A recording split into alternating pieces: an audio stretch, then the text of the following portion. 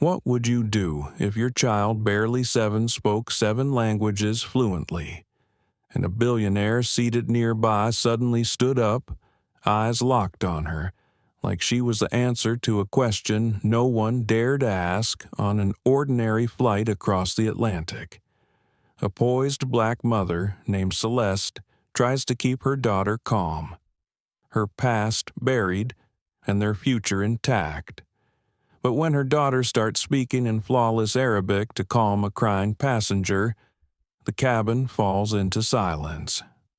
One man in first class doesn't just notice, he recognizes something he wasn't supposed to see. Who is this mother who speaks in whispers, yet carries the weight of a lost generation? Why does a global intelligence agency begin tracking her within minutes of takeoff? And what truth is she hiding that could dismantle an international secret kept buried for 3 decades? This is not just a story about language. It's a story about identity, motherhood, control, and what happens when a woman chooses truth over silence. If you believe stories like this matter, don't forget to like, share, and subscribe to our channel. Now, take a deep breath, because the truth is about to take off. The boarding line had started to thin when Celeste Morgan stepped into the cabin of Flight 763 to Zurich, holding her daughter's small hand with one and balancing a leather satchel in the other. Her expression was serene, but behind her warm brown eyes flickered the subtle scan of a practiced observer. "Bonjour, excusez-moi," she said softly to a flight attendant who was blocking the aisle. The French rolled off her tongue effortlessly. The attendant smiled, nodded, and stepped aside. As Celeste guided her 5-year-old daughter Amari down the narrow walkway of the plane, another passenger mid-60s, graying temples, designer sunglasses still perched on his head, gave her a curious glance. Celeste nodded politely, then shifted into German. "Entschuldigung. Meine Tochter hat ihren Sitzplatz dort," she explained to a man in 3C who was half sitting, half spilling into their assigned row. The man blinked, adjusted himself, and let them pass. Grant Kessler was watching from 1A, not in the way that made people uncomfortable. No, he was a master of observation, a quiet watcher, and something about the woman's cadence had caught him. Not just her accent, her absence of accent. She sounded native in both languages, and that wasn't normal. Celeste sat Amari by the window, tucking the child's stuffed giraffe beside her. She spoke to her daughter in gentle Swahili, calming the girl's minor concern about missing her bedtime story. Then, as a man nearby sneezed violently into his sleeve, she instinctively switched to Spanish, asking if he needed tissues. 3 languages in less than 60 seconds. Kessler's eyes narrowed. A steward walked by, welcoming passengers. Celeste responded in crisp, unaccented Italian. He leaned forward slightly. Amari, curious as always, pulled on her mother's sleeve. "Mama, why did you talk to the man in Italian?" Celeste smiled, because he understood it best. "Baby, and we always try to meet people where they are." That line made Grant smile. The aircraft continued to fill, overhead bins clicking shut like dominoes. Celeste helped a young Korean woman near her rearrange a bag and responded in simple, warm Korean. The woman gave a startled but appreciative smile. This time, Grant blinked. He didn't usually make assumptions, but something about her was off. Not dangerous, not even suspicious in the way most people would notice, but calculated, like someone trained. As the engines began to hum beneath the cabin floor, Grant rose and stepped across the aisle. "Excuse me," he said quietly, addressing her directly for the first time. I couldn't help but notice. Celeste looked up. Her face was composed, open, but something behind her posture stiffened. She had been noticed. You just addressed 5 different passengers in 5 different languages, he continued, folding his arms. That's not casual fluency. That's native-level command. She didn't reply immediately, just blinked once, slowly. And when your daughter asked you about Italian, he went on, you gave her a response a diplomat would give. Celeste took a long breath and reached to adjust Amari's blanket. I'm sorry, she said, still calm. Was there something I could help you with? Grant smiled slightly. It was not warm. It was curious. 7 languages, he said. French, German, Spanish, Italian, Korean, Swahili, and your native English. That's impressive, or it would be, if it wasn't statistically impossible for someone not trained to speak them that flawlessly. Celeste didn't look away. Her voice stayed measured. Sir, she said, quietly, I'd appreciate it if you'd return to your seat. Grant tilted his head. You're not wearing designer. You're not trying to be seen, and yet you're commanding this cabin without even meaning to. That's rare, and rare things interest me. Mommy, Amari whispered, tugging on her hand. Why is he still talking to you? It's fine, baby, Celeste murmured, then met Grant's eyes again. I think you've made your point, sir, whatever it is you're trying to prove. Grant's face softened slightly. He took a half step back, hands raised in a mock gesture of surrender. I'm not trying to prove anything, he said, just trying to understand what I'm looking at. He returned to his seat just as the captain's voice broke over the speaker, announcing their flight time. Celeste inhaled, exhaled, and adjusted her daughter's pillow, but her heart was thudding in her chest. She hadn't expected to be noticed. Not like this. Not by him. She cast a glance toward the first-class divider curtain. Who was that man? He wasn't just a businessman. Something about the way he looked at her. Not with judgment, but with analysis. Like he already knew pieces of her puzzle. Like he wasn't guessing, he was confirming. She pulled a small notebook from her bag and flipped to a clean page. In neat Swahili script, she wrote, "He knows." She glanced at her daughter, then out the window. The night was thick beyond the glass, dotted by terminal lights blinking on the tarmac. The hum of the plane grew deeper. They would be airborne soon, and something told her this flight wasn't going to end the way she thought. Behind her, the man in 1A adjusted his seat and opened his laptop. The screen blinked to life, revealing a folder marked Project Orpheus. Eyes only. The cabin dimmed to a soft amber glow as the plane leveled off above the clouds. Seatbelt signs blinked off, and the usual shuffle of comfort began passengers adjusting blankets, reaching for headphones, sighing into the gentle monotony of long-haul travel. Celeste Morgan sat perfectly still. Amari was asleep now, cheek pressed against her stuffed giraffe, tiny breath soft and rhythmic. One arm curled around her mother's. Celeste didn't move, afraid even the smallest shift would break the fragile calm wrapped around them.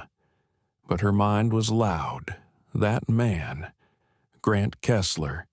She hadn't recognized him at first, but the longer she sat in silence, the more her memory assembled the pieces.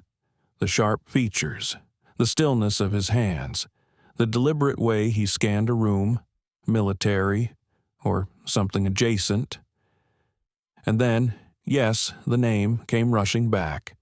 He was the founder of Kessler Dynamics, a tech billionaire. former military intelligence analyst turned global security consultant. She remembered his name in a debriefing once, years ago. He wasn't just rich, he was connected, and far too curious. Celeste closed her eyes and let her head rest against the seat. 7 languages. She had tried not to use them all at once, but when she traveled with Amari, especially internationally, her natural instincts always took over. She didn't plan to stand out. She just couldn't not help people. It was who she was, or at least who she had trained herself to be, but this time someone was watching. That thought stirred the old fear, the one she had kept buried for years beneath conferences, school lunches, bedtime stories, and soft-spoken lectures, the fear of being discovered, not by the world, but by them. She reached down and opened the leather satchel resting beneath her feet, slid her hand beneath the false bottom, past a zippered pouch, until her fingers touched the object she had never let out of her sight. A flash drive, unmarked, old, but not obsolete. It had been given to her 10 years ago by a woman she barely knew. A woman who had whispered in Turkish of all languages during a UN Youth Assembly in Geneva. You were never just admitted. You were inserted. Find the truth, Celeste, but don't trust anyone who offers it too easily. That woman's name was Dr. Liana Shaw. 2 weeks after that warning, Dr. Shaw was gone, officially reassigned, then 2 months later pronounced dead. Hiking accident, they said. No remains found. Celeste never believed it. Now, years later, she still hadn't opened the drive. Why? Because she knew the moment she saw what was inside, she would never again be able to pretend that her life was hers alone. Celeste let her fingers linger on the object. The plane hummed steadily beneath her feet. She withdrew her hand and exhaled through her nose. Across the aisle. Grant Kessler was still watching her. He wasn't staring exactly, just alert. That was worse. Celeste glanced down at Amari. Her daughter shifted slightly, murmuring something in her sleep that sounded like Mandarin. She knew the tones were correct. She'd heard enough of them to tell.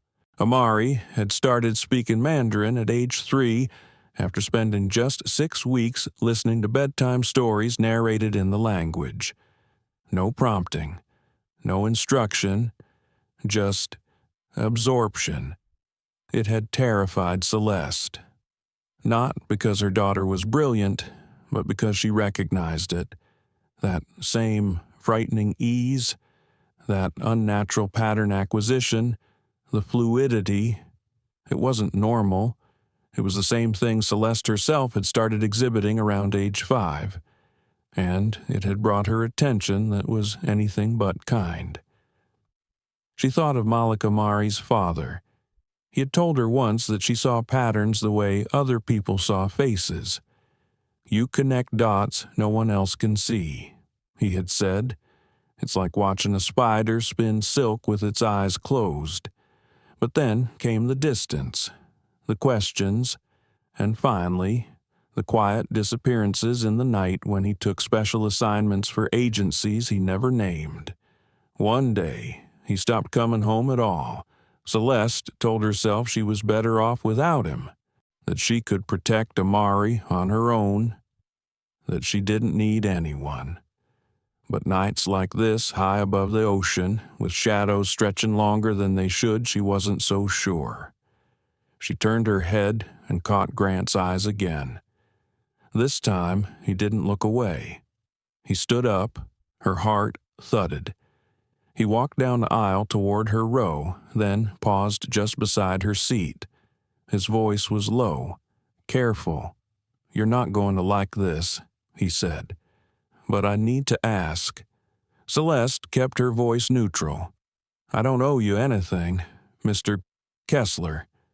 He nodded. You're right, but your daughter. She just muttered 3 Mandarin phrases in her sleep. One of them included military-grade coordinates. Do you want to explain how a 5-year-old knows that Celeste froze? He leaned slightly closer.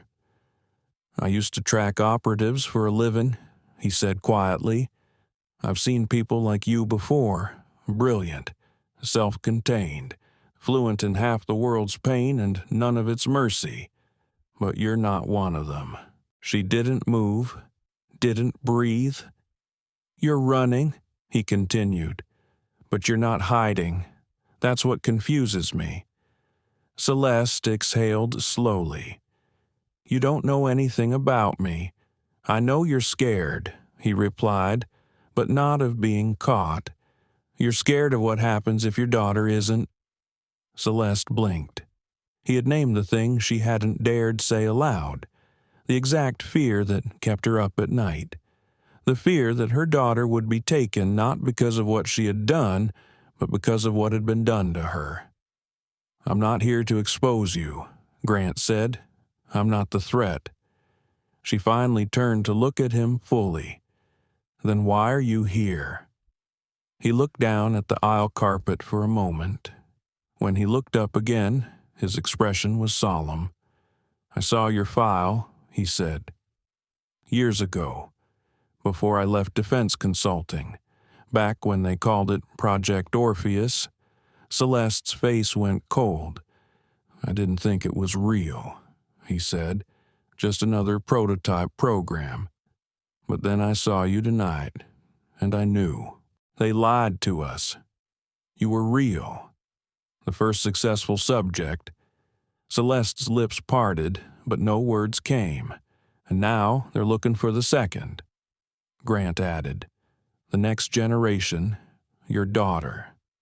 She looked down at Amari, sleeping peacefully, unaware of the storm circling above her. Why are you telling me this? Celeste asked. Because I think you're not just the key to what they did, he said. You might be the only one who can stop what they're still doing. He slipped a card into her hand and returned to his seat without another word. Celeste stared at the card. It was blank on one side. On the other, Villa Calderone, Northern Italy, Protocol Echo. She folded it and tucked it deep into her satchel. Outside the window, the moonlight shimmered across a blanket of clouds. Inside, a mother held her child close and tried not to think about what waited at 39,000 feet.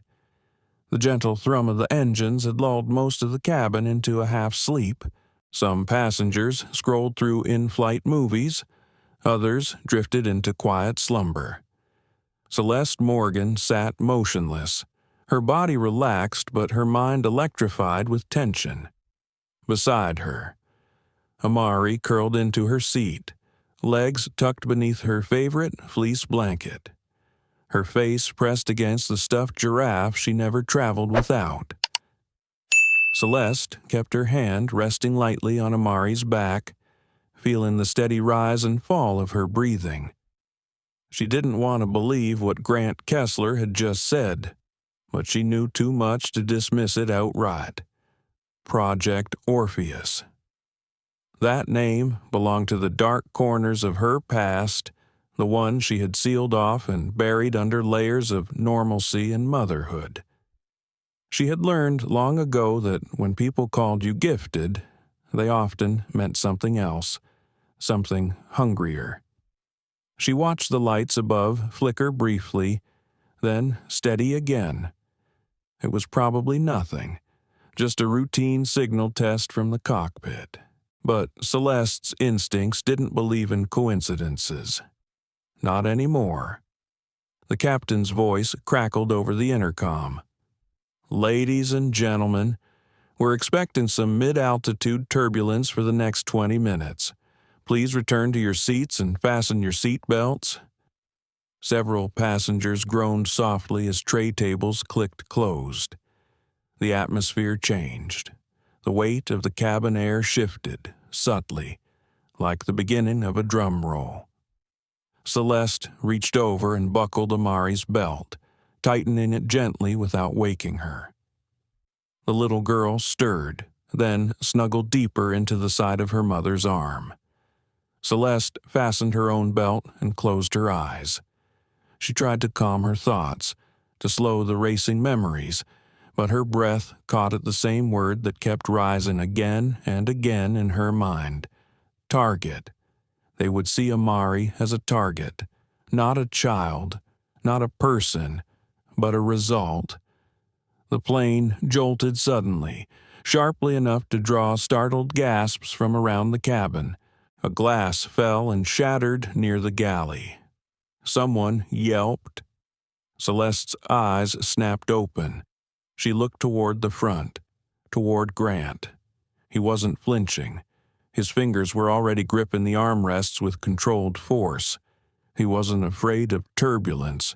He was watching for something else. The plane dipped again, this time longer, steeper. A child in row 7 cried out. Someone hit the call button. Flight attendants rushed to stabilize the aisles, their smiles gone, replaced by training. Celeste took Amari's hand and squeezed gently. "I'm right here," she whispered. As the plane trembled a third time, Grant stood up. Celeste's body tensed. He made his way across the aisle and crouched low beside her seat. "I need you to listen very carefully," he said. Celeste turned to him, her voice low and even. "You're not supposed to be out of your seat. I've seen this before," he said. "Turbulence used to mask movement. It's a tactic." She narrowed her eyes. A tactic for what? To reposition operatives mid-flight. 2 men boarded late during pre-takeoff rechecks.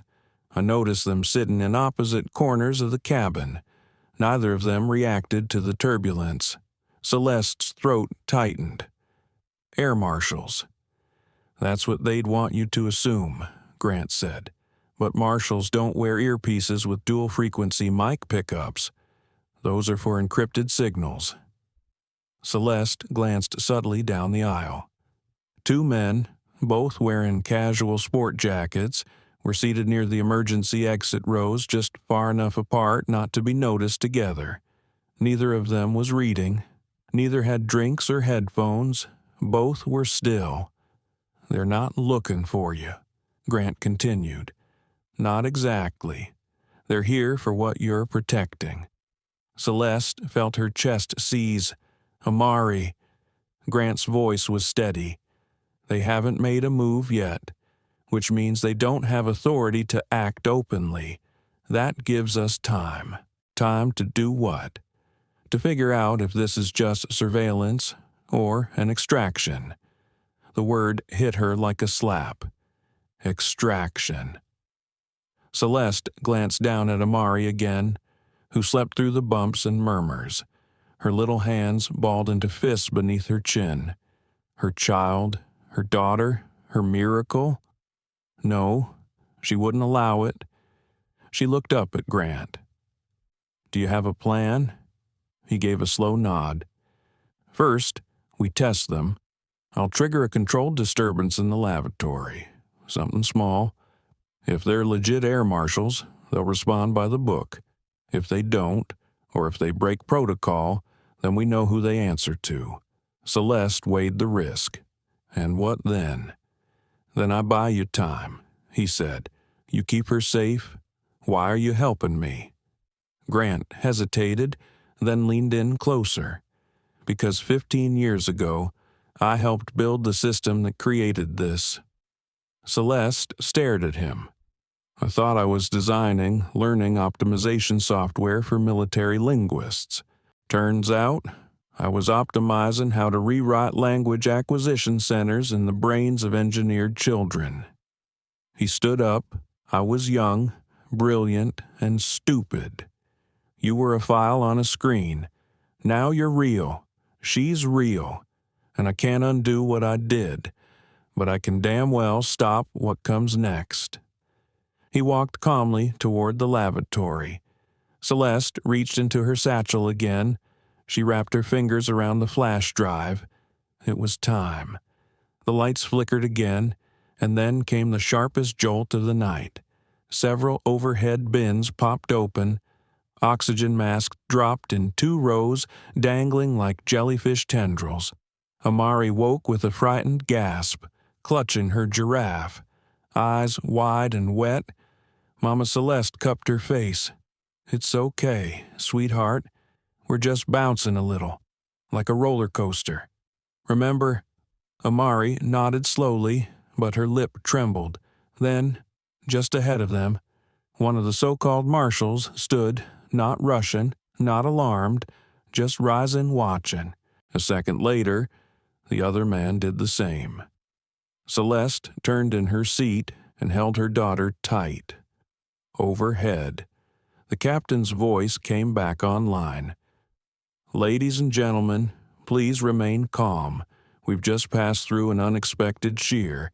Everything is stable. Flight crew will resume service shortly." Celeste looked for Grant. He hadn't returned. The man who'd stood first walked slowly toward the lavatory. Celeste's phone buzzed in her pocket. A text from an unknown number. He jammed the feed. "You have 6 minutes. 6 minutes." She looked at Amari, at the aisle, at the 2 men moving quietly, deliberately toward the rear of the plane. She had to act. Her hands were trembling now, but her voice wasn't. "Sweetheart," she whispered. "Remember the counting game?" Amari blinked, confused. "Count to 100 in French, out loud, nice and slow. Pourquoi? Because Mommy needs to listen very carefully to something." Amari nodded and began to count, her small voice rising just above the engine noise.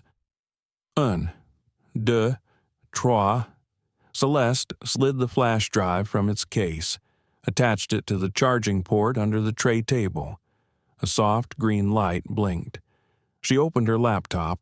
No login, a clean drive, air-gapped, the only way Shaw said it would work. The interface lit up.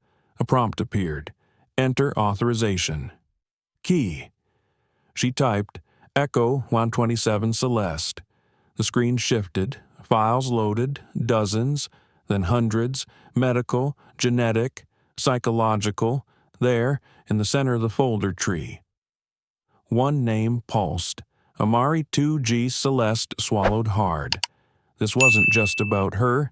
They had tracked the child from birth. And now, they were coming for her. The screen glowed in the dark, its flicker casting soft green shadows across Celeste's face. Her heart pounded in her ears.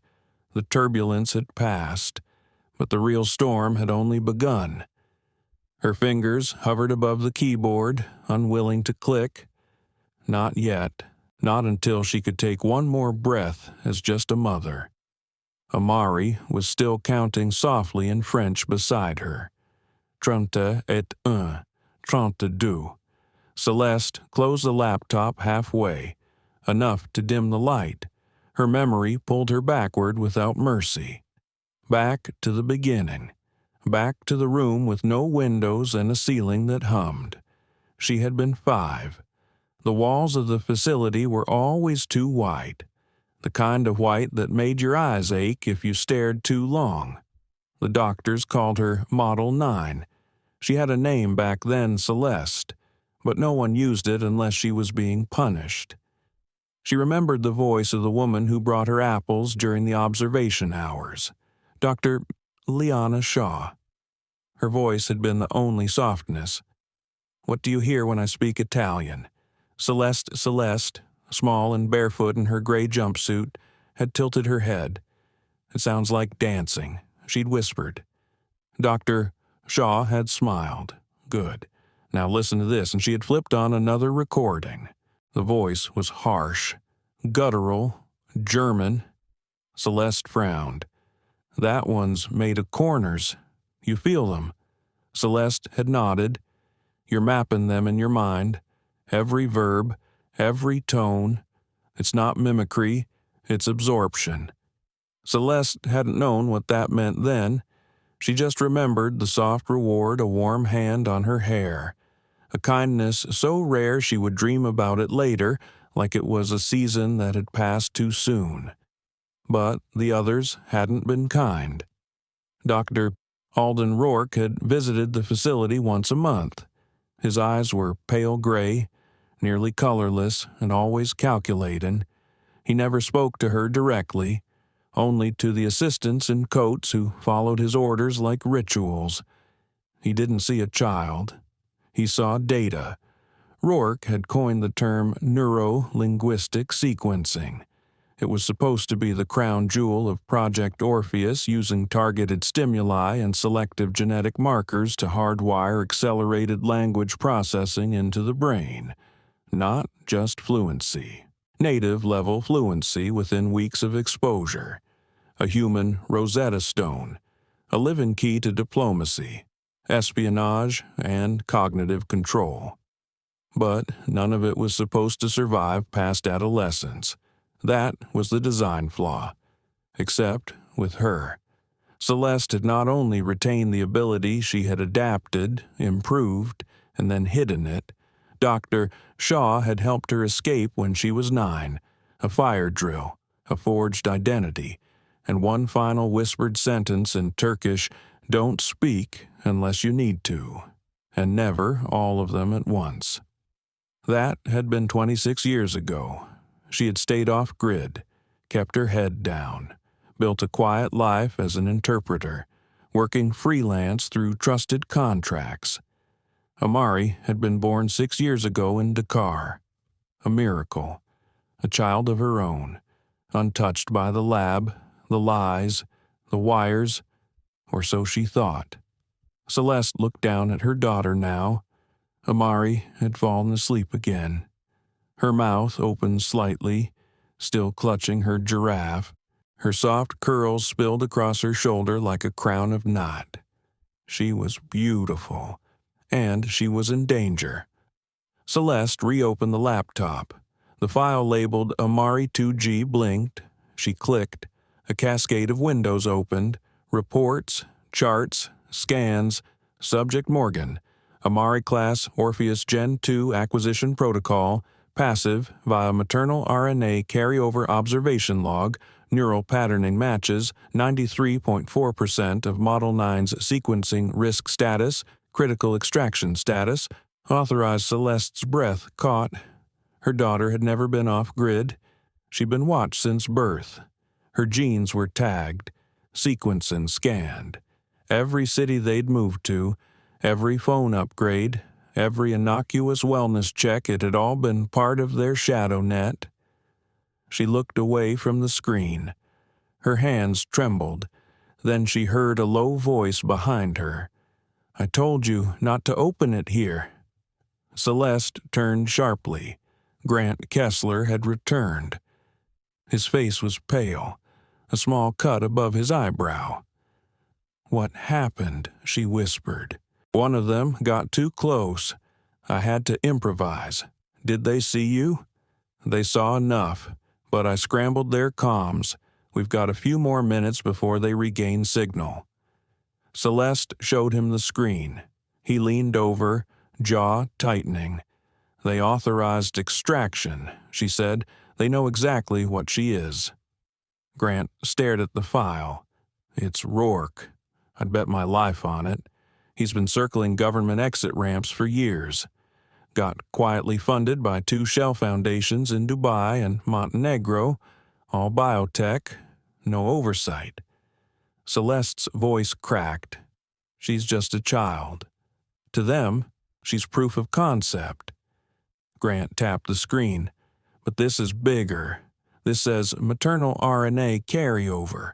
That means your daughter didn't inherit it by accident." Celeste shook her head. "I was never pregnant under any program. I escaped before that." Grant's voice lowered.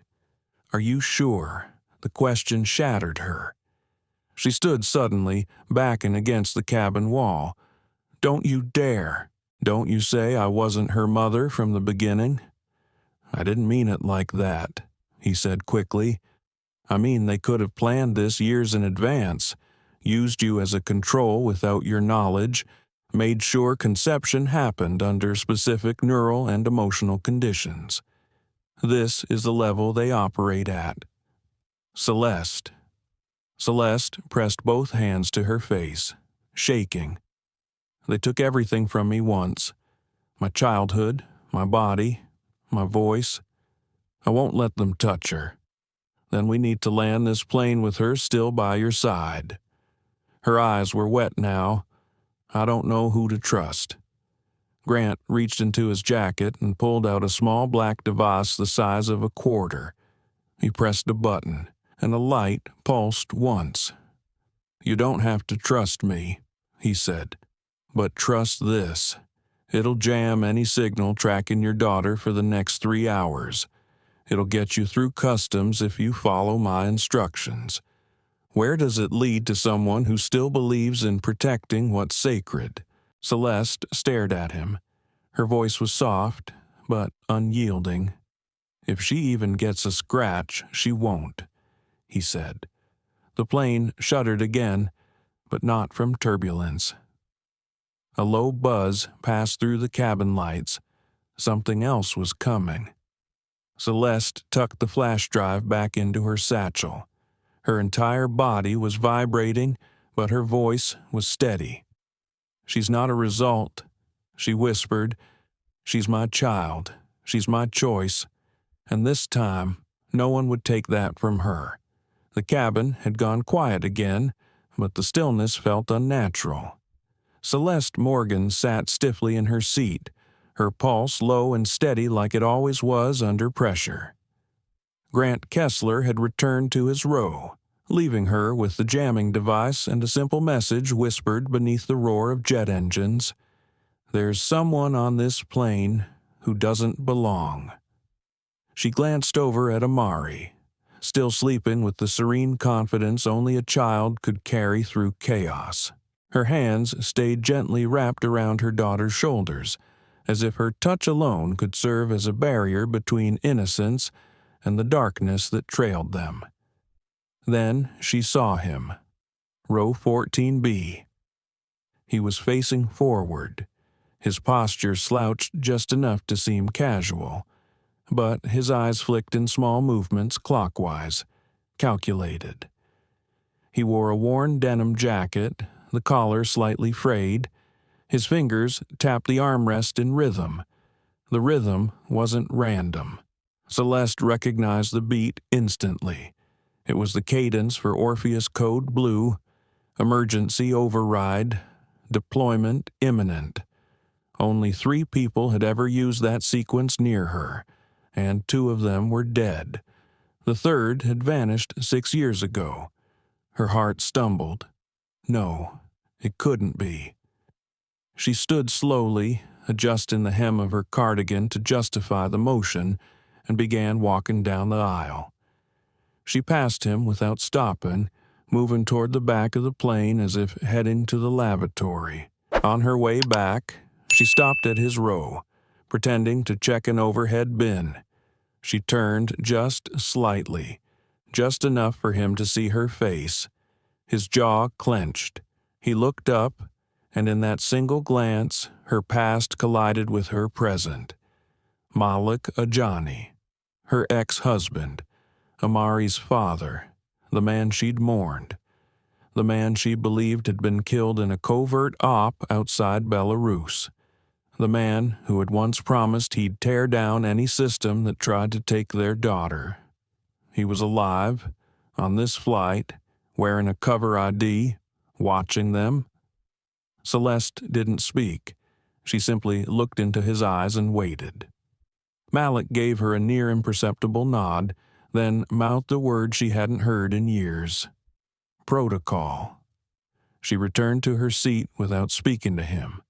Her heart raced, but her face remained calm. Grant noticed the shift in her expression immediately. Something changed, he murmured as she passed him.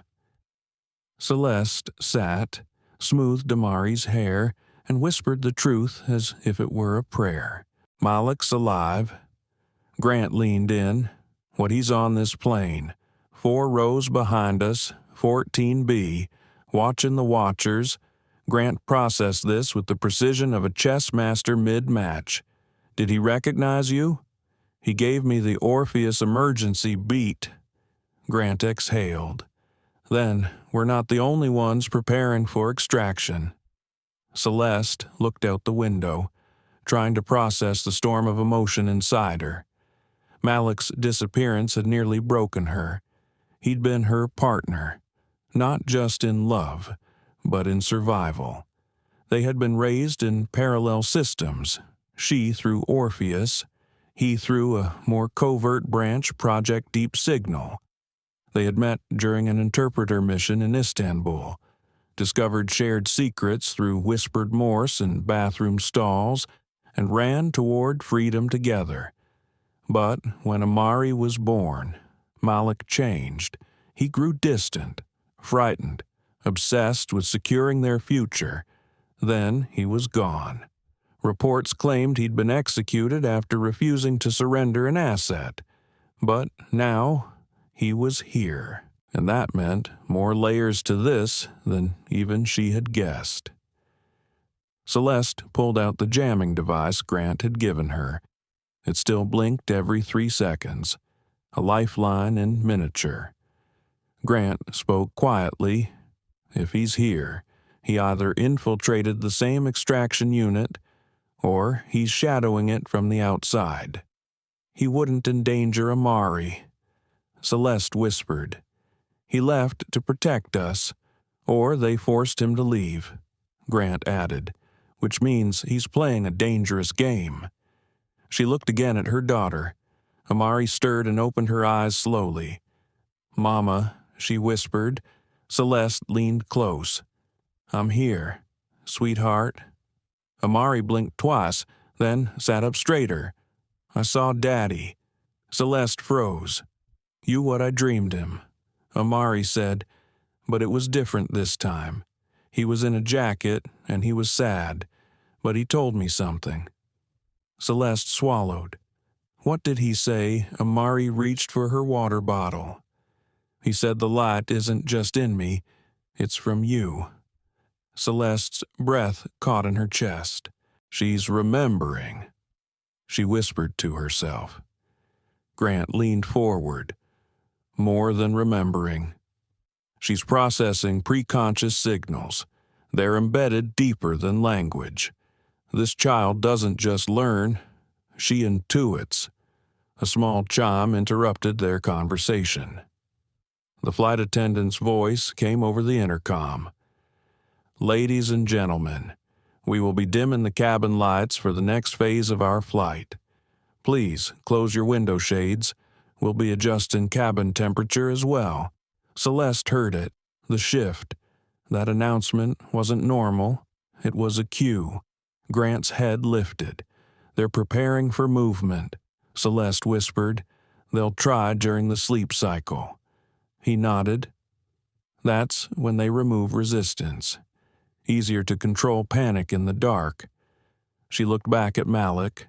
He had his arms crossed, face unreadable, but then, beneath his breath, she saw him mouth it again. 3 syllables. Not yet. Celeste pressed her palm to Amari's back. Then she turned to Grant. We need to move before they do. He raised a brow. To where? To the luggage hold, she said. Below cabin floor. There's an emergency crew access panel behind row 17.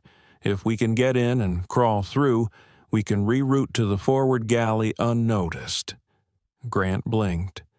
You've done this before, twice. Once with Shaw, once alone. He nodded slowly. And what about Malik? I need to know if he's still who I remember. If he is, he'll cover us. Grant checked the aisle. 2 minutes. When the attendants start dimming the lights, we move. Celeste looked down at Amari. Baby. Yes, Mama. We're going to play hide and seek soon. Okay, but it's a special kind. Do I count you'll be with me the whole time? But we have to be really quiet. like shadows. Amari nodded. I'm good at shadows. Celeste kissed her forehead. You are. The lights dimmed. A signal passed between the two agents seated near the exit row. Grant rose and stretched, casually stepping toward the lavatory. Celeste gathered Amari gently in her arms and unbuckled her own belt. As she moved toward the back of the plane, Malik glanced at her. Then he stood, turned toward the aisle, blocking their path with his body. A moment later, one of the agents stepped toward him. Sir, we need you to return to your seat. Malik looked him in the eye and said 6 words that made Celeste's stomach drop. She's not leaving this plane alive. The agent blinked, then lunged, and chaos erupted. The moment Malik lunged forward, the cabin transformed from quiet suspense to barely contained chaos. Celeste didn't hesitate. With Amari clutched tightly to her chest, she ducked into the narrow passage between rows 16 and 17. She dropped to her knees behind the service cart, just out of view, and popped the latch on the crew access panel. The door gave way with a soft metallic click. She slipped inside, holding her daughter protectively, and closed it behind her. Inside, the space was cramped, dusty, and humming with the cold whisper of the aircraft's underbelly systems. Amari clung to her without making a sound. Good girl, Celeste whispered. Above them, they could hear shouting. The voices were muffled but intense. Malik was doing exactly what she thought he would, drawing the heat, creating confusion, buying them precious minutes. But she still didn't know whether he was playing both sides. Celeste adjusted her position in the crawl space and activated her backup phone. It wasn't connected to any cellular network. It only had one purpose: to open a secure link to a dormant server hidden inside an old humanitarian shell organization based in Portugal. She typed in a phrase, "Orpheus never ends." A response blinked on screen. But some ghosts come home. It was Malik's old signature. She stared at it. If he was still aligned with her, truly on her side, then what was his endgame? Why fake his death? Why leave her and Amari vulnerable? Her thoughts spiraled until Amari's small voice grounded her. Mama Celeste looked down. Her daughter's face was wide-eyed but calm. Are we hiding from bad people? Yes, but Daddy's up there. Celeste hesitated, then nodded. Sometimes even good people have to do hard things to protect others. Will he find us? Celeste softened her voice. He already did. He just doesn't know how to hold us yet. Amari processed this quietly. Then she pressed her face into Celeste's shoulder and whispered, I don't want to be a special project. Celeste closed her eyes. The weight of that sentence nearly broke her.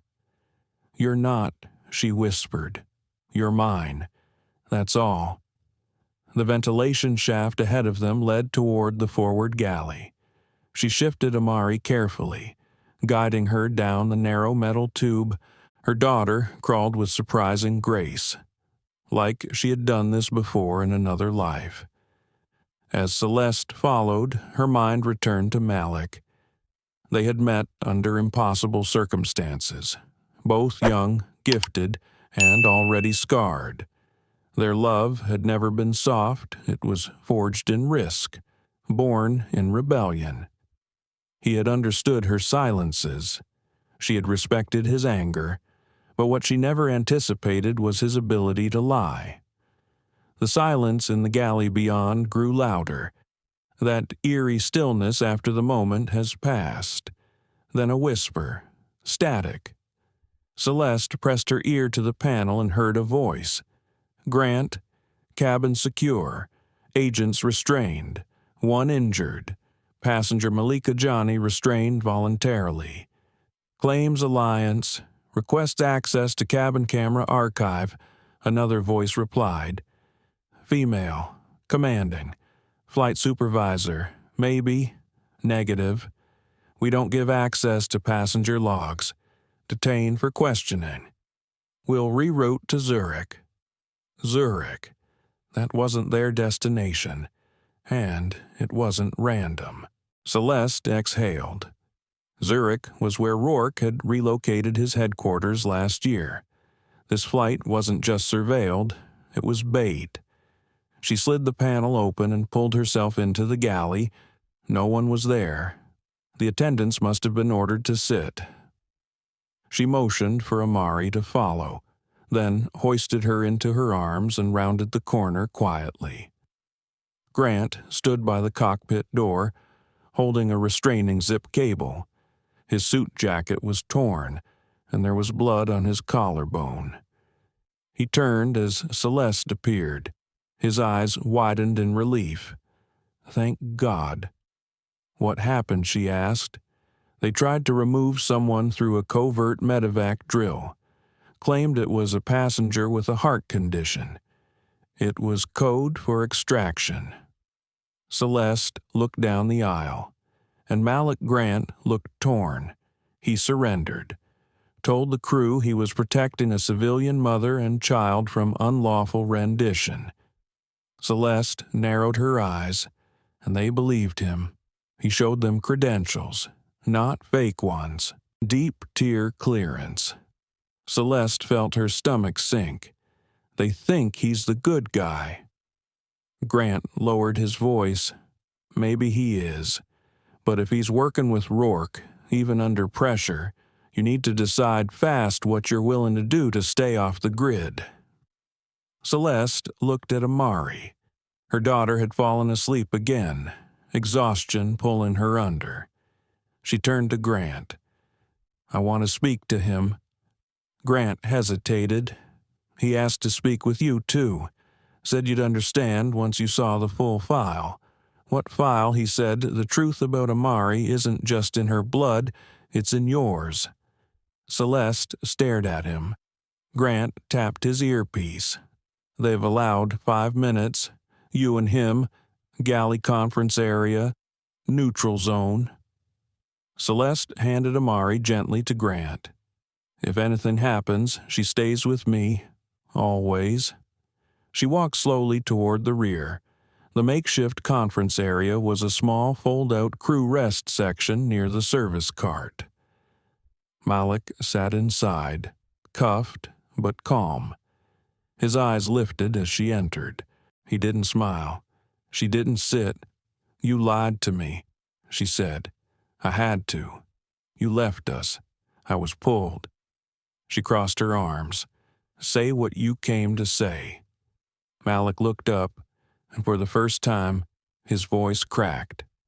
They told me you'd been terminated. They faked the footage. I saw you die. Sell. She blinked. You believed them. I had no choice. They used it to control me. Said Amari was a rogue asset. That if I didn't rejoin, they'd put her in the Omega cycle. Celeste's hands trembled. Omega is irreversible. I know. He looked her dead in the eyes. But I broke protocol the moment I saw your name on the Zurich manifest. I asked to be placed on the surveillance team. I needed to see for myself. And if I hadn't been on this flight, I would have followed them to the end. Or killed trying. She sat down, slowly. Why now? He pulled something from his boot. A micro drive. He slid it across the table. It's not just Amari they were tracking. You weren't the first successful subject. Celeste. You were the only one who survived because you rewired yourself. They need your brain's adaptation model to stabilize the next generation. Her voice was hollow. They want to recreate me. They want to surpass you. She held the drive in her hand. It pulsed faintly. Malik leaned forward. I didn't come back to fix us. I came back to stop them, with or without you. Celeste stared at him. Her voice was quiet. Then, let's do it together. The plane touched down with a hard thud that rattled the windows. Zurich's morning fog clung to the tarmac like a curtain refusing to rise. The passengers around Celeste murmured, confused. The in-flight screen still showed Lisbon as the final destination. No one had mentioned a change, but Celeste knew. She'd seen it in the tightening of Grant's jaw. In the quick glance Malik had exchanged with one of the crew, this wasn't a detour. It was a handoff. She pressed her palm to Amari's chest. Her daughter was still asleep, but her breathing had grown shallow, as if her small body sensed the shift. An announcement came overhead. Ladies and gentlemen, due to an unexpected mechanical concern, we will be making a brief stop in Zurich. Please remain seated while we coordinate with ground operations. We thank you for your patience. Mechanical concern. That was the cover. Celeste turned toward Grant, seated just across the aisle. He already had his phone open. His thumb moved quickly over the screen, decoding signals, intercepting anything the plane's internal system was transmitting. It's Rourke's people, he said without looking up. Swiss security was never notified. The plane's being met by a private vehicle on the tarmac. Clearance code Indigo Vein. Her stomach twisted. Indigo Vein was a black class designation used for off-record biological asset transport. She remembered it stamped across her old files like a death sentence. They're not here to ask questions, she said. They're here to take her. Grant confirmed. Celeste looked behind her. Malik had been uncuffed, but was now flanked by two crew members acting as a soft escort. He caught her eye briefly, just enough for her to read his intention. Disrupt, delay, distract. Celeste leaned toward Amari and whispered, "Baby, time to wake up. We're going on an adventure." Remember, Amari stirred. Her eyes blinked slowly open.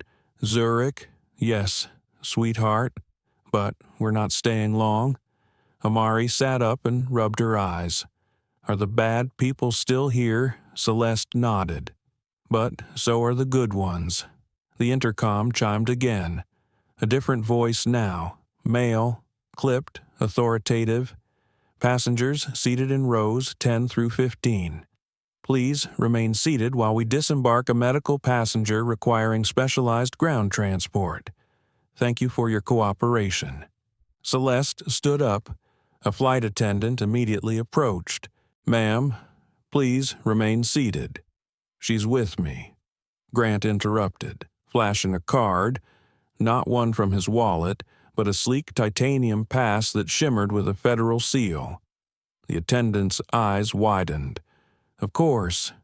Right away. Celeste felt the shift instantly. Grant hadn't told her he had diplomatic status. That changed everything. As the cabin door opened, cool Zurich air rushed in. Outside, two black transport vehicles were waiting, no markings, no officials, just men in dark coats, standing too still to be normal. Grant moved first, nodding toward the front. "Let's walk," he said softly. They stepped onto the metal staircase.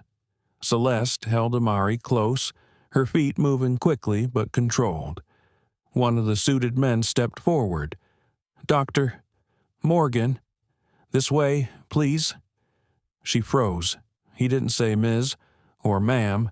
He called her by her file title, her designation, Dr. Morgan. That meant they knew everything. Grant blocked her path. "She's under my jurisdiction," he said calmly. The man didn't blink. "You're out of lane. Director Kessler." Celeste glanced at him. Director Grant didn't deny it. "Keep walking," he said through clenched teeth. They moved toward the edge of the tarmac, but the men followed. Another voice called out from behind them. I wouldn't take another step if I were you. It was Malik. He was standing at the base of the stairs, arms raised, holding a small black device in his right hand, a trigger. The man in the coat turned. You wouldn't detonate a jamming note on an active runway. I would if you step 1 foot closer to my family, Malik said, his voice flat. Celeste felt the crowding panic in her chest begin to burn. They were trapped between protocol and desperation, inches from a van that meant disappearance and a man she wasn't sure she could trust anymore. Then Amari spoke. "Excuse me," she said clearly. Everyone turned. The little girl stepped forward, her voice stronger than anyone expected. "I don't want to go with you." The suited men looked at one another. "She's a child," one of them said. Grant smirked. "Which means if you take her without a legal guardian's signed consent in an international jurisdiction, it's kidnapping under Geneva Protocol 42. The man scowled. "Don't lecture me on loopholes, then don't play outside your pay grade." Suddenly, Celeste saw the flicker of uncertainty in their eyes. She stepped forward, holding Amari's hand tightly. "Let's make it easy," she said. "You want documentation?" She pulled the flash drive from her bag and held it out. "Here's every file you have on me. Every experiment, every genetic tag, every surveillance video." The man eyed the drive. "But if you touch one hair on her head," she continued, her voice shaking with contained fury, "I will release every single document to 47 journalists, 12 embassy liaisons, and a civil liberties watchdog organization whose only job is to dismantle programs like Orpheus." Grant nodded. "She's not bluffing." The man took a step back. Then he motioned toward his vehicle. "We'll report a failed contact attempt. You won't be warned again. Neither will you," Malik said. The men retreated. The van rolled off into the mist. Celeste dropped to one knee and held Amari against her. "You were brave," she whispered. "I was scared," Amari said into her mother's chest. "I know, but you still spoke. That's bravery." Grant approached them. "We have 10 minutes before we're back in the air. I rerouted the flight path to Lisbon via a diplomatic clearance corridor. No stops, no scans." Celeste stood up. "You said earlier you had status." Director Kessler Grant's face was tired. Office of Human Intelligence Ethics. "I spent 15 years watching people like Rourke turn children into weapons. I couldn't stop the machine. So I left, and I started building lifeboats." Celeste stared at him. "And I'm one of those lifeboats." "No," he said. "You're the fire that burns the whole machine down." She didn't speak, just nodded. And then, together, the three of them, mother, daughter, and the man who had finally picked a side, walked back up the stairs into the plane. Above them, the sky was clearing, but below, the ground was only beginning to shift. The aircraft rose once more into the thinning Zurich sky, engines humming steadily as the ground fell away like a discarded memory. Celeste Morgan sat motionless, her arms loosely wrapped around Amari, who had fallen asleep again without a sound. There was something in the way her daughter slept now, tighter, closer. She was beginning to understand fear in a new way. Across the aisle, Grant Kessler was typing rapidly into a secure terminal on his tablet, encrypting reroutes, wiping traces, rerunning security sweeps. He looked composed, but she knew men like him had grown used to holding their breath for years at a time. Behind her, Malik sat silently. His eyes closed, but she knew he wasn't sleeping. He was waiting, listening, playing out every angle like the strategist he used to be before the world had taken his loyalty and bent it into something else. Celeste stared down at her hands. The fine tremor was back, the kind that came when her body remembered more than her mind wanted to. Her thoughts drifted back to the lab, to Dr. Rourke's voice echoing off cold white walls, reciting her number instead of her name. Model 9 report for syntax induction. Model 9 begin Arabic assimilation. Model 9 silence is deviation. She had been a child with the mind of a diplomat and the soul of a prisoner. The irony was cruel. They'd trained her to speak every language but her own. She looked at Amari, her daughter, whose first words were in Wolof, whose lullabies were sung in Portuguese and Arabic and French, not because they were assigned, but because they were part of Celeste's body, stitched into her breath. No one had taught Amari what to fear, until now. Celeste's stomach turned. That realization haunted her. She had built her life around shielding her child from the ghosts of her past. But maybe that had been a mistake. Maybe the truest protection wasn't silence. Maybe it was story. A quiet moment passed. Then she leaned toward Grant. "Do you have the secure channel open?" He nodded. "I've got the firewalled relay to Lisbon active. I'm sending data bursts every 6 minutes. It's clean." "Good," she said, "because when we land, I'm going public." Grant looked up sharply. "You're sure I'm done hiding?" Celeste said, her voice level. "They already found us once. They'll keep trying. But if I tell the story first on my terms, they can't twist it. Going public is a risk," he warned. "You'll be hunted in new ways, discredited, painted as unstable." Celeste looked out the window, her voice distant. "Let them try. I've been invisible for most of my life. I'd rather be hunted in the light than safe in the dark." She turned back to Grant. "I need everything.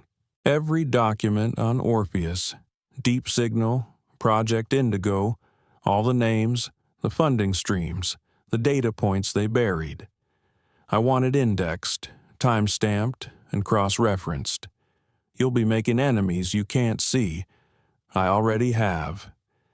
He studied her for a long moment, then nodded once. "I'll start the leak sequence before we land."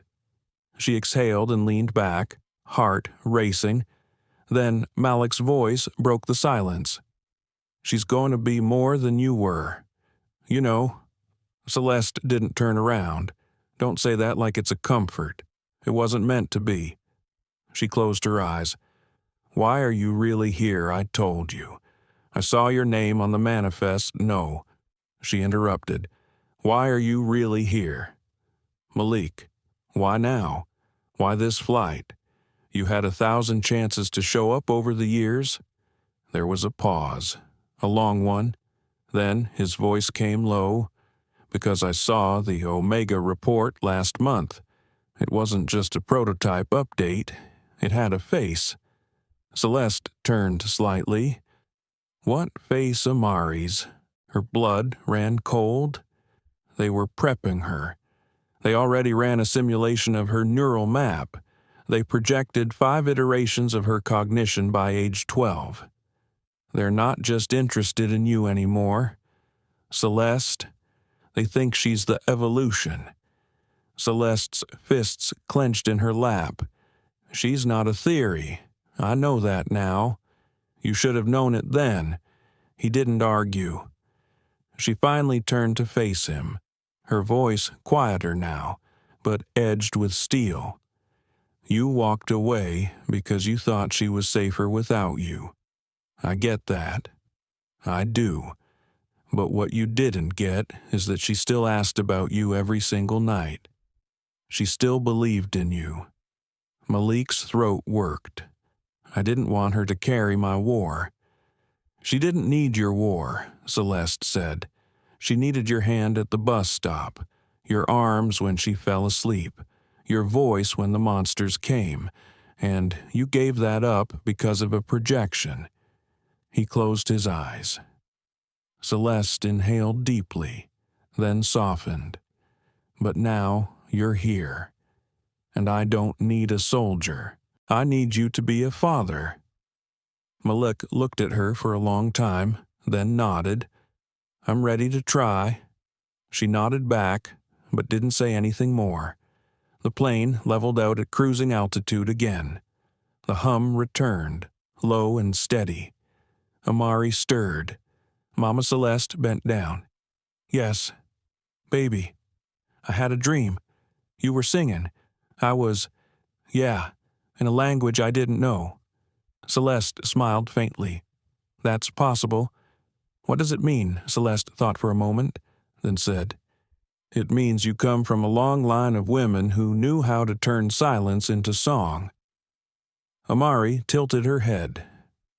Will I learn that language? Celeste kissed her forehead. You already are. She reached for her satchel, pulling out a worn notebook filled with translations, field notes, lullabies. She opened it to a clean page and wrote at the top, Legacy is not what they made of us. It's what we choose to make from it. She handed it to Amari. Let's start writing ours, she said, and just like that, in the quiet of a pressurized cabin somewhere over the Alps. Celeste Morgan stopped running, not because the danger had passed, but because she finally understood that the greatest threat to her daughter wasn't Rourke, or Omega, or the ghosts of Orpheus. It was the lie that their story didn't matter, and she was ready to break that chain word by word, truth by truth, for Amari, for herself, for every child born with brilliance that terrified the wrong men. The cabin lights were dim again, casting a soft golden hue over the passengers who were mostly asleep or pretending to be. Celeste sat at her window seat with Amari curled against her side, head resting on a folded blanket. Her notebook was open on the tray table, pages filled with lines of languages written in a careful, lupin hand. Notations, phonetic marks, personal memories scattered like seeds. Across from her, Grant Kessler glanced at the terminal embedded in the seat back. The time was ticking. 38 minutes until they entered Portuguese airspace. Once they crossed into Lisbon's jurisdiction, it would be harder to hold the digital signal they needed. Now was the moment. He leaned over. It's ready. If you want to do it, now's your window. Celeste didn't move immediately. She stared at the blank space on the notebook page, her pen hovering just above it. Her pulse was steady, but her fingers trembled at the edge. You're not just sending data, Grant said gently. You're sending her story. Celeste looked down at Amari. I know, and yours. She closed the notebook and nodded. Let's go. They moved toward the forward galley. The small crew jump seat had been converted into a makeshift recording bay, wrapped in a privacy curtain. A simple lapel mic connected to a hardline relay. No Wi-Fi, no satellite tracking, only one signal bouncing through a black market node in Marrakesh and then out to 77 independent media outlets across the world. Encrypted, timed, triggered by a code only Celeste could give. Malik stood in the aisle as she passed. You sure I have to be inside the curtain? Celeste sat down. Grant ran a quick sound check. She adjusted the mic, then looked into the small lens blinking above her. When you're ready, he said. She closed her eyes for 3 seconds, breathed once, then opened them again, and began. My name is Celeste Morgan. I was raised inside a government program so secret it doesn't exist on paper. They didn't call us children. They called us models. I was Model 9. We were trained in advanced linguistics, cultural emulation, and neural flexibility. They called it preparation, but it was colonization of the mind. By the time I was 6, I could speak Arabic, Swahili, Cantonese, French, Portuguese, Russian, and Yoruba. I couldn't remember the sound of my mother's voice. She paused until I became one. She pulled the notebook into frame and opened to a page titled Amari, First Words. My daughter is more than they can understand. She is not a weapon. She is not a variable. She is not a map to a better weaponized future.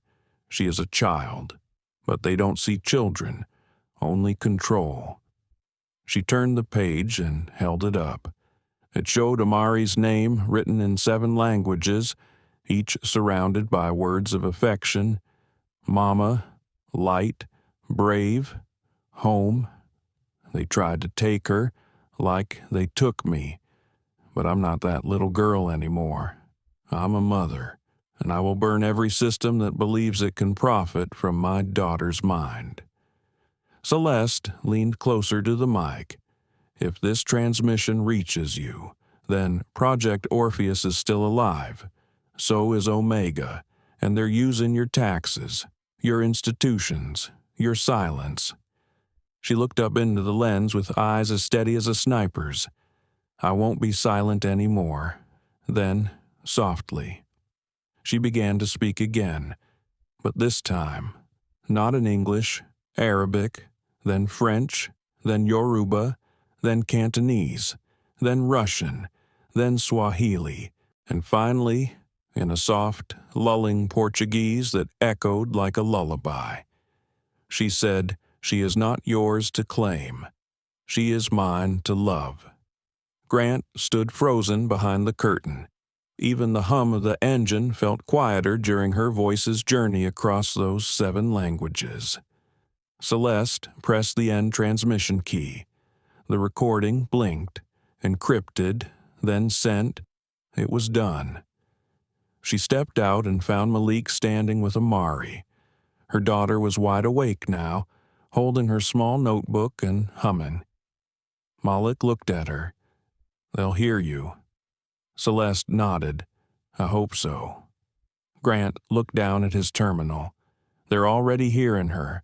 One of the nodes just lit up, Latin Post, then Radio Free Atlas, the Guardian Relay, even the Intercept is pulling the data packet." He looked at her. "You just went global." Celeste didn't smile. She wasn't here for celebration. She was here for freedom. One row down, an older woman who had watched from her seat leaned forward and gently tapped Celeste's shoulder. "I don't know all those languages," she said with a soft German accent, "but I felt them." Celeste gave a small nod. "Thank you." A moment later, an overhead chime echoed through the cabin. "Ladies and gentlemen, we are now entering Portuguese airspace. Please remain seated as we prepare for landing." Celeste took her seat again and pulled Amari close. Her daughter whispered, "Was that your voice on the plane? Speaker, no." "Baby, that was just the regular announcement." Amari stared up at her. "You sound better." Celeste smiled faintly. "Maybe I feel better." The minutes passed slowly. Celeste closed her eyes and let the vibration of the aircraft wrap around her. For once, she didn't feel trapped in the sky. She felt like she was flying on her own terms. But just as she leaned her head against the window, Grant's voice pierced through the calm. "They're responding." She opened her eyes. "What?" He turned his tablet toward her. A headline was already spreading across independent feeds. "Black Mother Speaks 7 Languages on Flight. Reveals Secret Government Program." The subheadline hit harder. "Celeste Morgan Breaks Silence on Child Intelligence Experiments Audio Released in 7 Languages." More followed. Social shares, voice snippets, real-time subtitled translations, then something she didn't expect, a reply. From Liana Shaw. She hadn't heard that name in 5 years, a fellow escapee, a scientist who had once tried to blow the whistle on Orpheus and failed. Now she was resurfacing. Her message was brief. I have proof. I have everything, and I'm ready to speak. Meet me in Porto. Celeste stared at the screen. They weren't done. They were just beginning. The wheels of the plane touched down with a sharp jolt. The cabin erupted into applause, as if the landing had returned everyone to safety. But Celeste knew better. This wasn't the end of a flight. It was the start of a war for truth. They drove into Porto under cover of early dawn. The coastal city still wrapped in a hush of fog and low street lamps flickering like distant fires. Grant took the wheel, his jacket draped over Amari, who slept in the back seat, head against her mother's arm. Celeste hadn't closed her eyes since they landed. She couldn't. Not with Liana Shaw back in the picture. They parked in the alley behind a narrow guest house painted in crumbling pastel blue, the kind of place that looked like it had survived 3 wars and 100 family secrets. Grant opened the back door.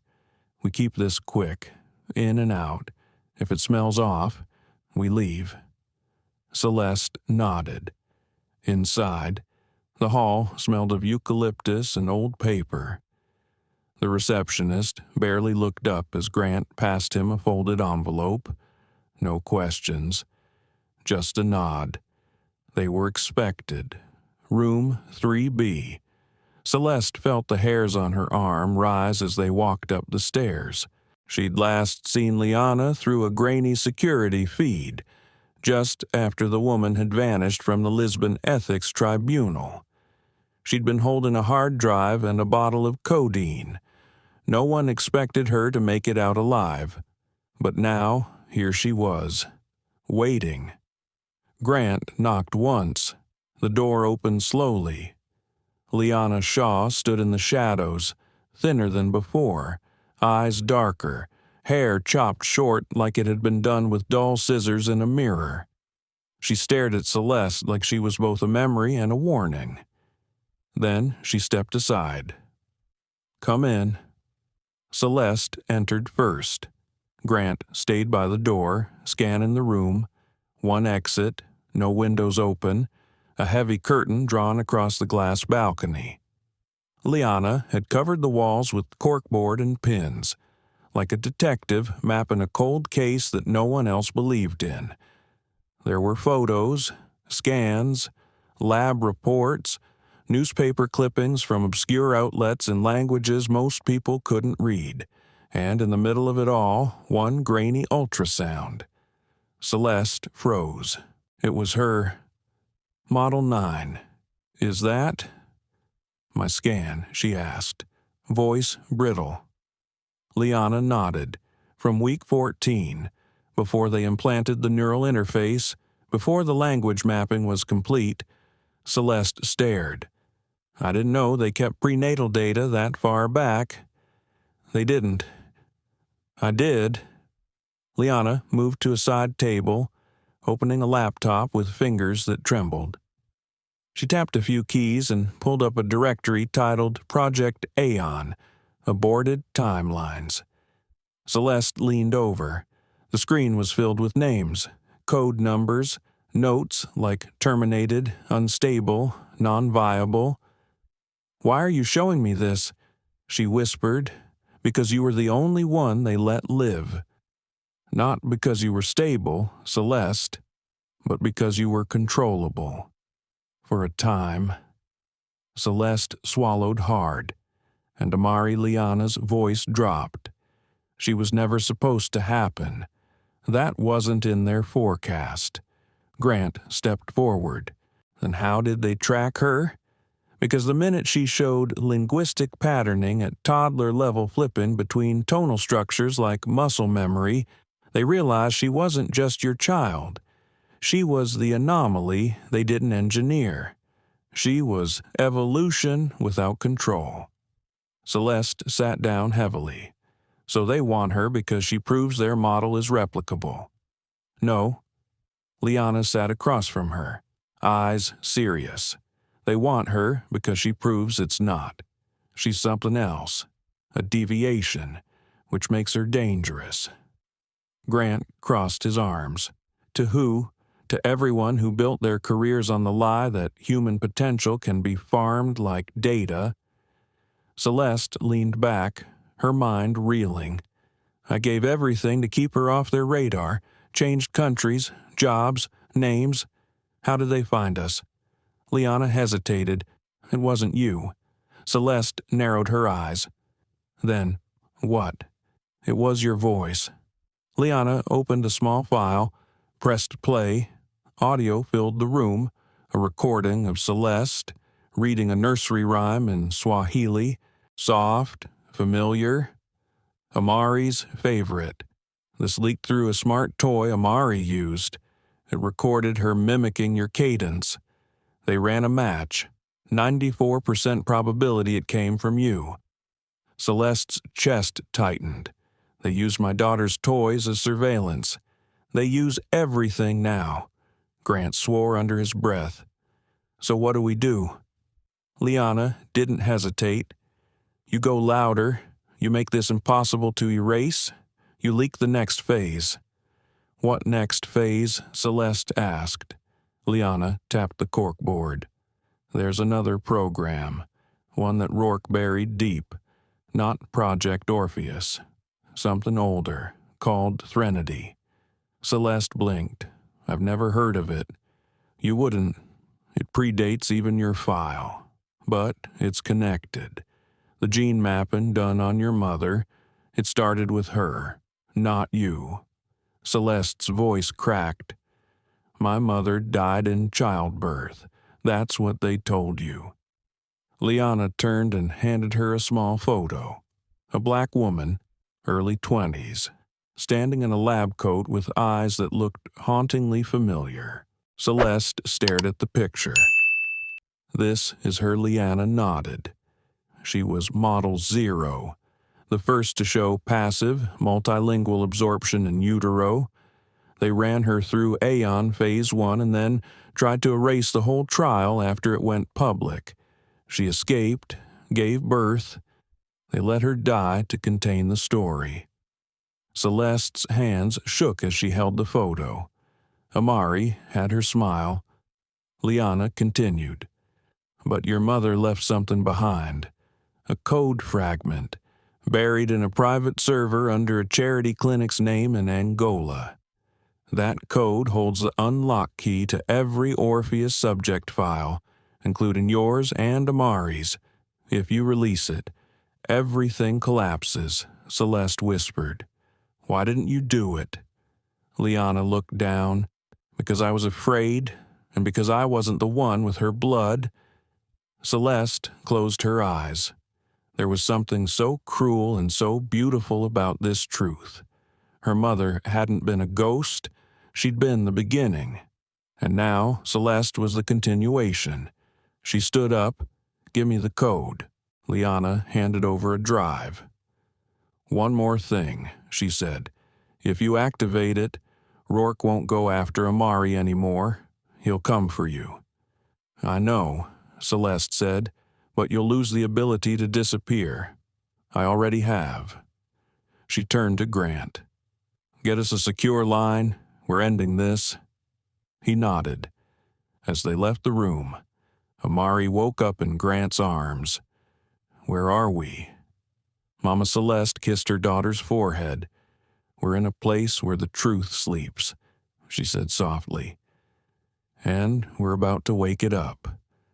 Outside, the sky above Porto was beginning to glow, not fully sunrise, but enough to see the shadows pulling back, and somewhere deep in the city's old network grid, the final line of code waited. Ready? The server terminal blinked with a waiting cursor. its green light pulsing softly in the dim back room of a Portuguese library that hadn't upgraded its infrastructure since 1998.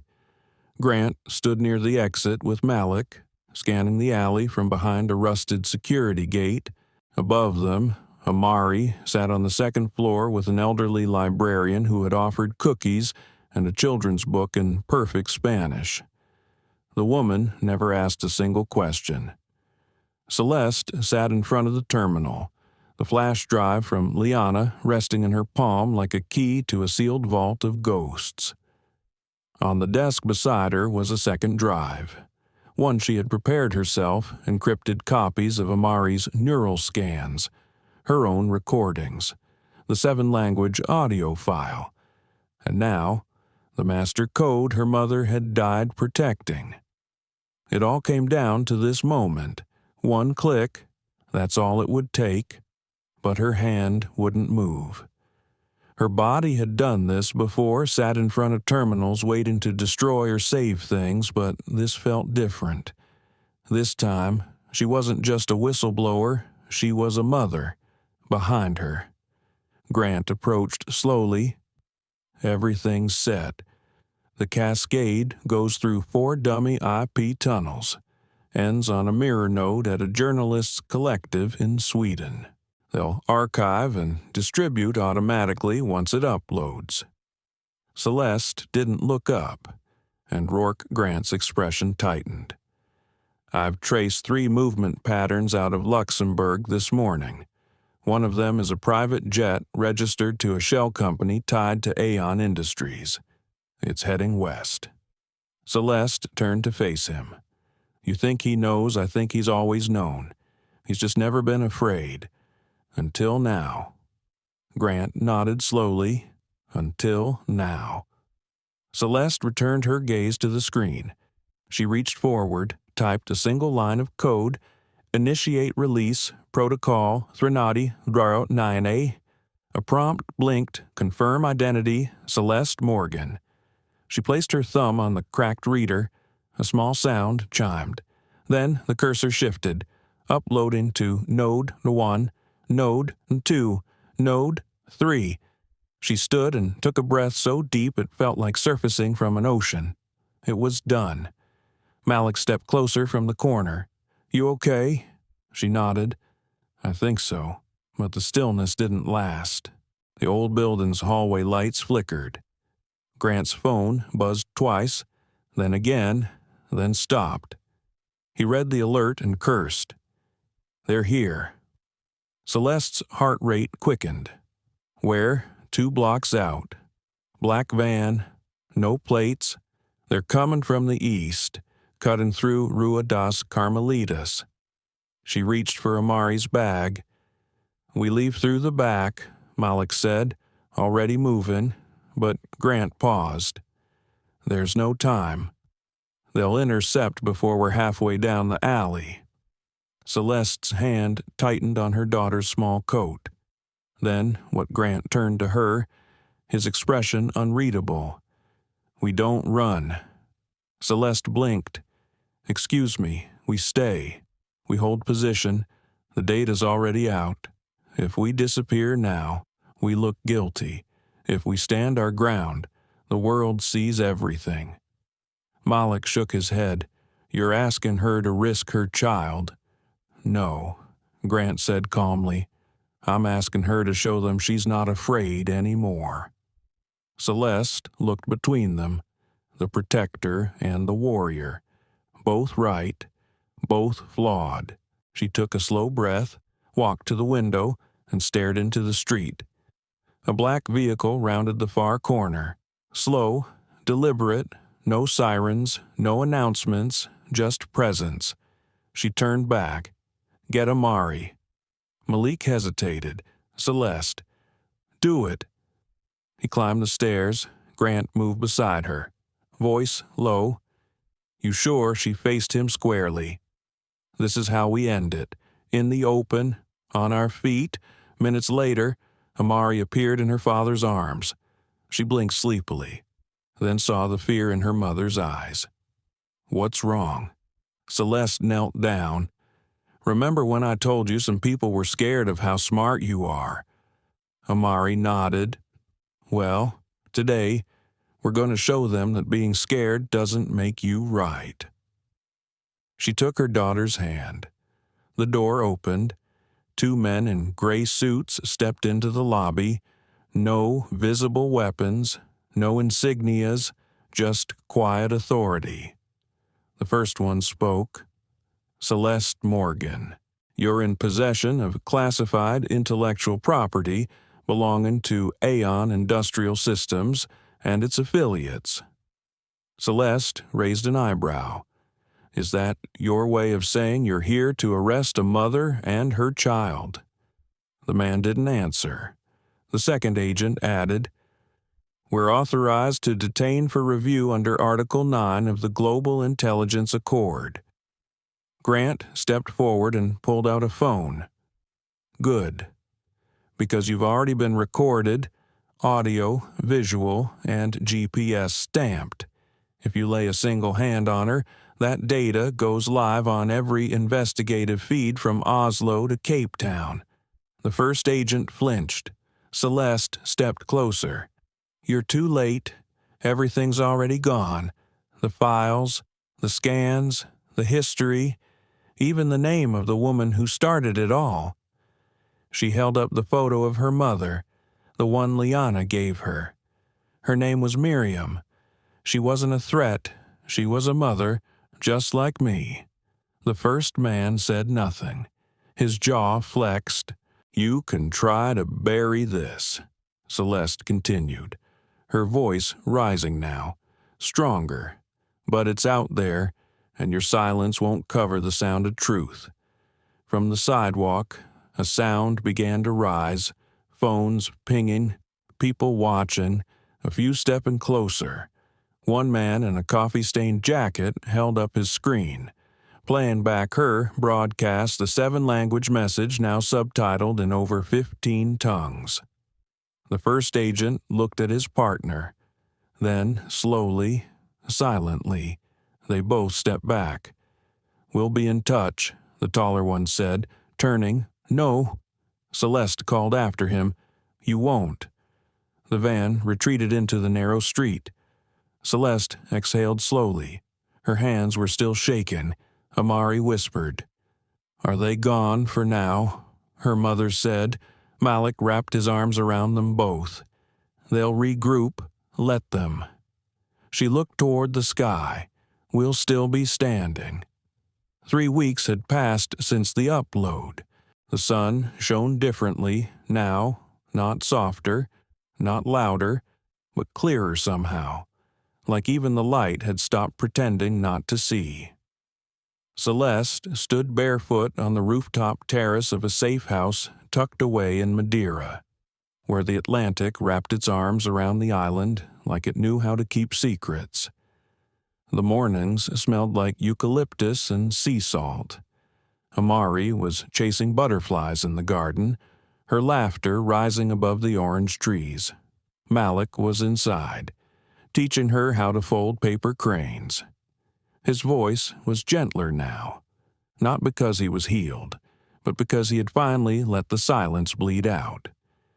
Grant stood beside her with 2 mugs of black coffee, one of them already going cold in his hand. "You've read it?" she asked without turning. He nodded.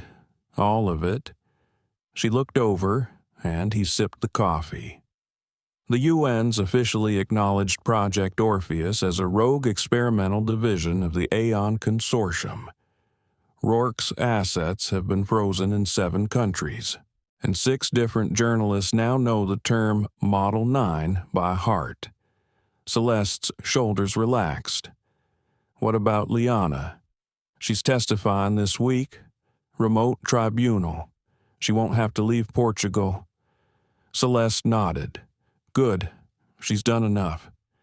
Grant took a step closer. "You're going to have to speak again. The media's not letting go.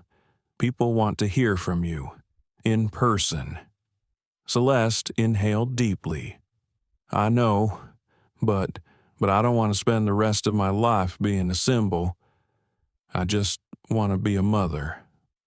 Grant looked out over the garden where Amari was now sitting cross-legged, arranging rocks by color. "You've done both." Celeste watched her daughter, her gaze softening. "She asks questions now about my childhood, what it was like to live without a name, and what do you tell her? The truth, that I was raised to be something useful, but I chose to be something human." Grant let the silence sit between them for a while. Then he asked quietly, "Do you ever regret speaking out?" Celeste turned to him.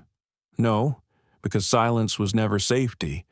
It was just the first prison they built." Grant nodded.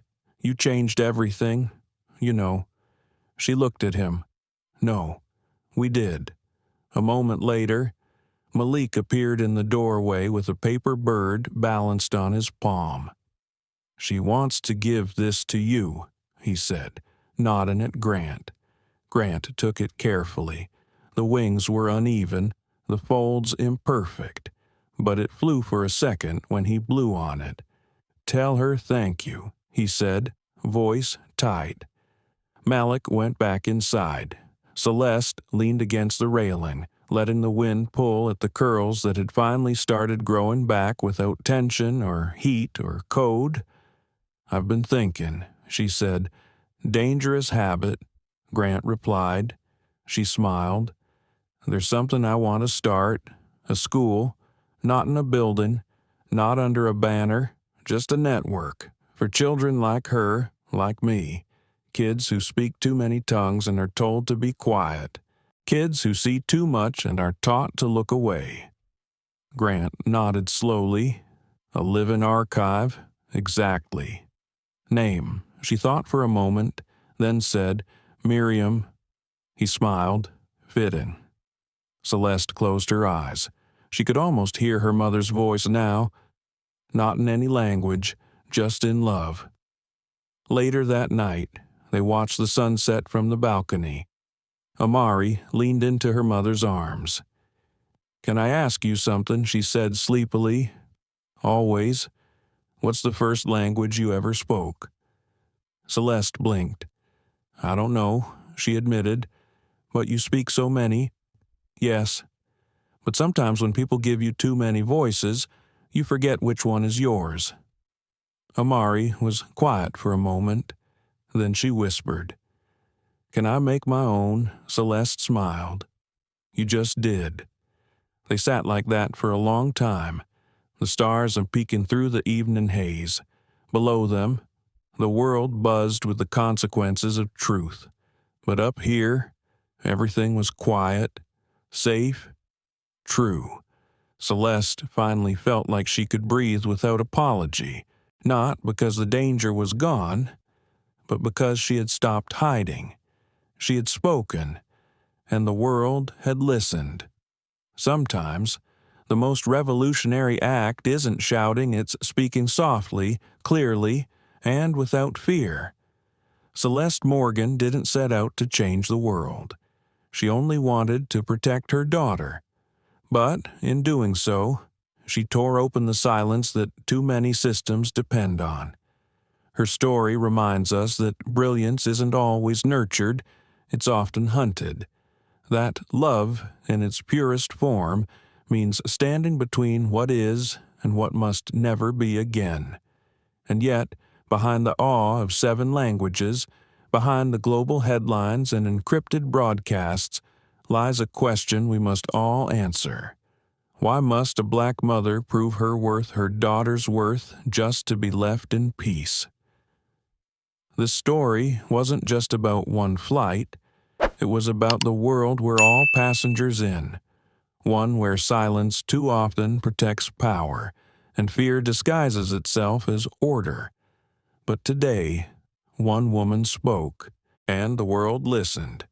If this story moved you, challenged you, or opened your eyes, please like, share, and subscribe to our channel. Your voice amplifies these stories, and trust us, the next one will leave you breathless. Stay tuned.